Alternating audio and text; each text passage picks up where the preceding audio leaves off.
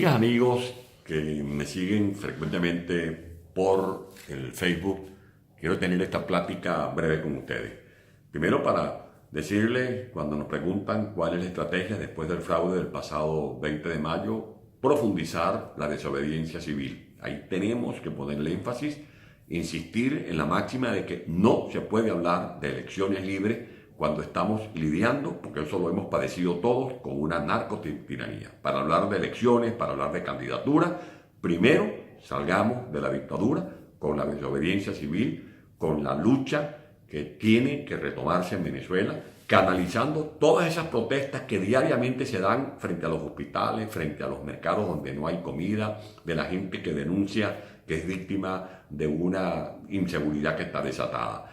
Afuera, insistir con el apoyo al Tribunal Supremo en el exilio. Ese es el tribunal que tiene un juicio contra Maduro, que está sometido a un proceso penal por los escándalos de corrupción en los que está involucrado. Es un tribunal legítimo porque fue designado por la Asamblea Nacional Legítima, reconocida mundialmente por todos los países del mundo, con muy poquitas excepciones. Pero además, también estamos reclamando el apoyo a las incidencias del Tribunal Penal Internacional. Eso es fundamental para que se terminen de hacer los juicios a los que son violadores de derechos humanos y desde luego el concepto de responsabilidad de proteger que está implícito en los principios de intervención o injerencia humanitaria. Ya lo hemos explicado en varias oportunidades. ¿Qué es eso?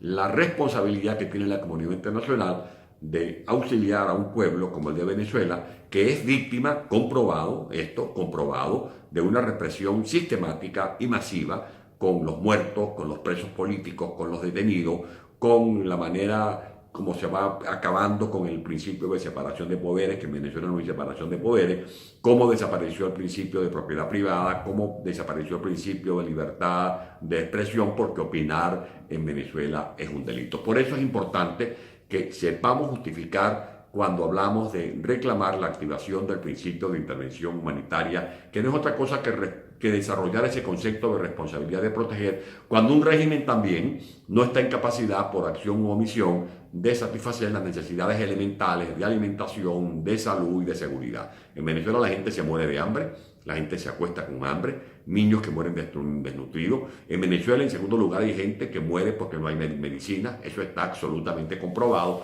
Y los voceros que tienen un café en la cabeza lo que repiten es que hay un bloqueo. ¿Cuál bloqueo? Si desde años se viene pidiendo el canal humanitario. Hasta el Papa pidió que se abriera un canal humanitario para que llegaran a Venezuela medicinas y alimentos que el gobierno no puede distribuir porque acabó con la agricultura, acabó con la ganadería y ya no tiene divisas porque rasparon la boya, se robaron todo. Y la situación del hambre es tan grave que ya en los cuarteles no solamente se oyen ruidos de sable, se oyen ruidos de sable y se oyen también ruidos de tripa y de estómago, porque hay el hambre pareja en la tropa, en los soldados, esos que no tienen aviones, que no tienen yates, esos soldados subtenientes, tenientes, capitanes, mayores, que no tienen mansiones en Miami, esos que no tienen cuentas bancarias en Andorra, esos que están pagando las cuentas que no deben por estar alcahueteando a una narcodictadura y que tienen que reaccionar en cualquier momento para defender la Constitución Nacional. Por eso es importante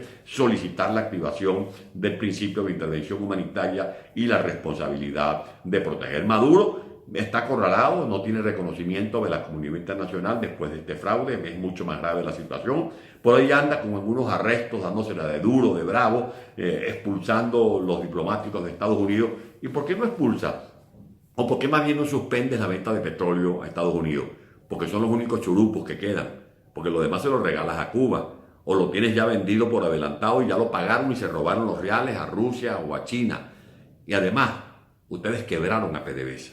Ustedes quebraron a PDVSA, la convirtieron en una chatarra, porque hay que ser bien incapaz y bien indolente para poder llegar al extremo de quebrar a una de las empresas más importantes del mundo. Pero bueno, amigas y amigos, seguimos en esta lucha, seguimos pendientes de defender la causa venezolana, haciendo lo posible en el exilio, ya a 6 meses de aquel acto de autoliberación, porque lo que hice fue liberarme de un secuestro del que era víctima. Nada, no tenía sentido seguir allí preso por más de 1000 días, sin audiencia, y la única audiencia que tuve fue para que me quisieran aplicar más de 26 años de cárcel. Hicimos lo que nuestra conciencia nos indicó quedarnos allá era exponernos a que me secuestraran del apartamento que tenía por cárcel y me desaparecieran, porque ni siquiera podía marchar, ni siquiera podía hablar, como era mi deseo y como es la voluntad que mantienen millones de venezolanos dentro y afuera del país. Así que nos seguiremos viendo. Hasta la próxima.